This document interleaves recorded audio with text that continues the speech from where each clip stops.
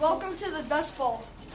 After the U.S. government forced American Indians west in the 1800s, they encouraged settlers to farm on fertile land. By the 1920s, farming on the Great Plains was booming, causing us farmers to become rich. Then two things happened to help create a disaster. In 1992, the stock market crashed. People were left with no money and no jobs. Crop prices even fell. People called it the Great Depression. In 1931, this is when the second part of the disaster began. It stopped raining for about 10 years. The Great Plains dried up and blew away. A reporter calls the area the Dust Bowl because that's literally all there is. Imagine you and millions of other people living with the horror of the Dust Bowl. Some are determined to stay on their farms.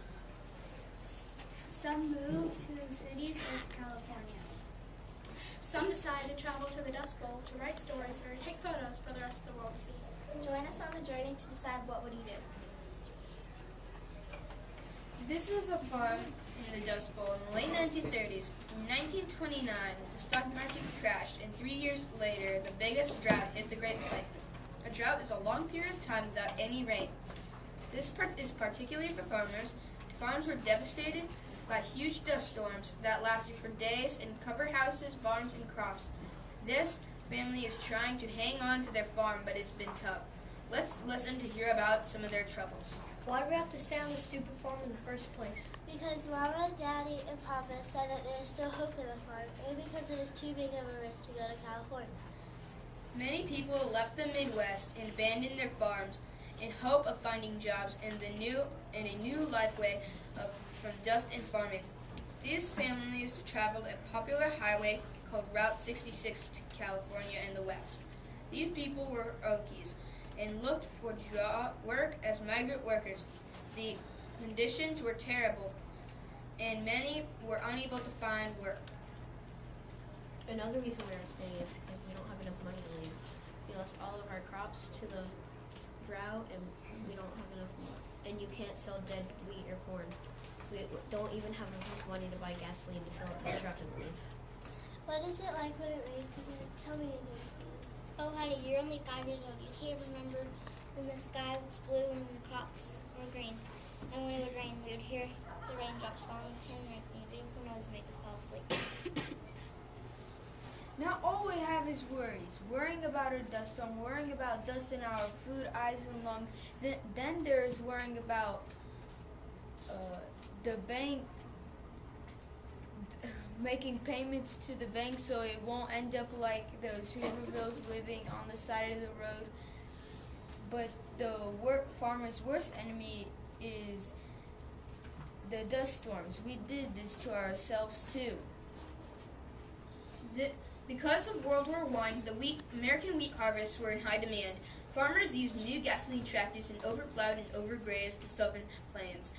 When the drought hit and the Great Depression hit in the early 1930s, the wheat price dropped. Once the oceans of wheat, which had replaced the miles of prairie grasses that kept the topsoil in place, dried up, the land turned into a dust bowl from winds that pounded the Great Plains.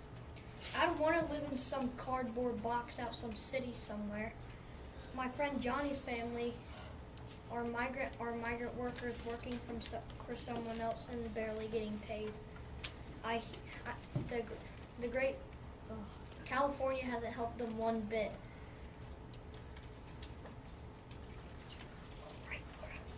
Yeah, but if we stay here, the next dust storm could kill us. It's already slowly killing us by getting into our lungs, food, and the dust pneumonia is killing more and more people out there from all the dust in the air. I don't care if we stay or go. At least if we leave, I might get a chance to go to school again. Someone told me over 280 schools have been closed. My school hasn't been open in a year. It's bad out there when schools are closed because there isn't enough money to pay for books or even to pay teachers. Stop all this talking about leaving our land. This land was fought for and plowed for from this family for 3 generations. We are not going to be the ones who give up. We will find a way. It says right here that Roosevelt has a plan called the New Deal. It looks like the deal will help farmers like us in Oklahoma, Texas, and Kansas by paying us not to farm, but to just take care of the land with plowing crops under for nutrients, terracing our farm, and clearing the dunes. This could help us keep our land and get us back on our feet.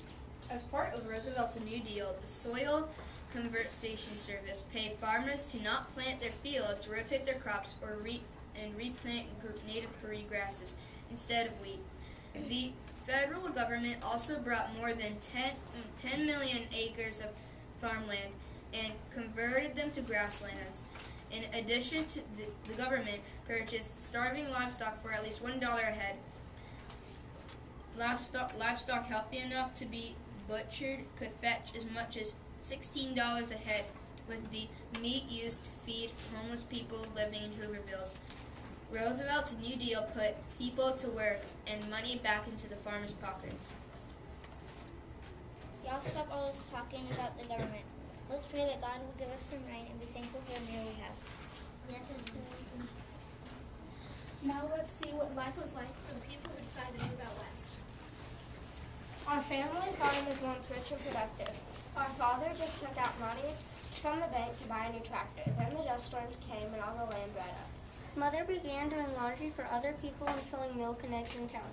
Father had to sell all his farm equipment. The crops have dried up. We have no money. The bank, wait. We can't pay our loans. The bank is taking the farm. We're going to leave for California. Well, where are we going to go? California. I already have the truck piled high with our belongings. What about our dog, Mary? We can't take her. There's only room for us and our items. She'd be okay. I don't know.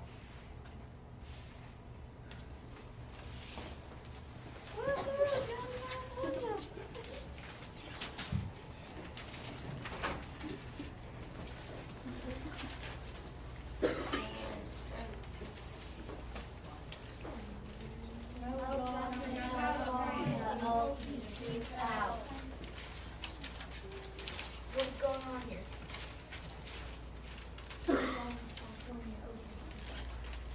The family didn't have enough money to make the trip home. They were scared, hungry, and not sure what to do. Go north and to California on 66. Dad, this isn't the California way. We're going to have to make the best of this. I try to find scraps of wood and metal to help what they have. Dad uses them to build a hut. The camp is dirty and crowded. The only water to drink from is the irrigation ditch from alongside the road. We are so hungry we have to wait in long soup lines hoping for a bowl of soup. I'm embarrassed to have to do this, but I'm so hungry I get over it. I wish we could go home, except I had to sell the truck. We have no money. Dad, my stomach hurts and I feel dizzy, and I can't stay on the bathroom. The daughter has dysentery. She got it from drinking the water in the irrigation ditch. There is no money for a doctor. That night she dies. The family is devastated. Let's see how it's a life. My name is Johnson and I grew up in New York. I worked in the newspaper business, but suddenly it went down. So now I don't have a job, but when Franklin D. Roosevelt announced the resettlement administration, I was able to get a new job called photographer. So when I became a photographer, I had to take pictures, but I had to travel to Texas. So when I made it to Texas, I saw these men just hanging out. They said the Dust Bowl started and we don't have enough food. So I took a picture of them and I said to myself, this is an important picture of the Dust Bowl. My name is Raina Emily, and the Horse of the Dust Bowl have just begun, and I suspect they won't be done for a long time. I hate to see it, but this picture I took a while ago is a very old friend of mine, Lawrence Thompson. She was devastated when her husband, John, had died, thinking that a black blizzard was a rain cloud. So her and her 3 kids set out on a long journey. Halfway to California, I found them, and I wanted to take a picture. After she told me what had happened, I was heartbroken. This event changed my life, and I will never retire from photography. This is when, hello, my name is Andre, and this is when me and my son Billy lost our farm, which is now just plenty of dust. And it happened in June of 1937 in west of Texas.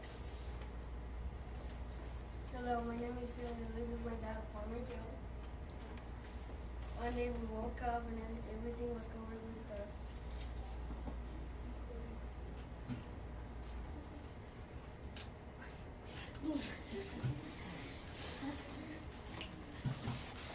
This is the state of many farmers and their family during the long years of the drought and the Great Depression. It wasn't until the United States entered World War II that the economy got better and people began to find work. But then war brought its own challenges and problems. What could you have done? Would you have stayed on the farm or headed to California? Why? Any answers from the audience? Now please follow me to take the survey if you would stay on the farm, head out west, or stay at the Dust Bowl and do the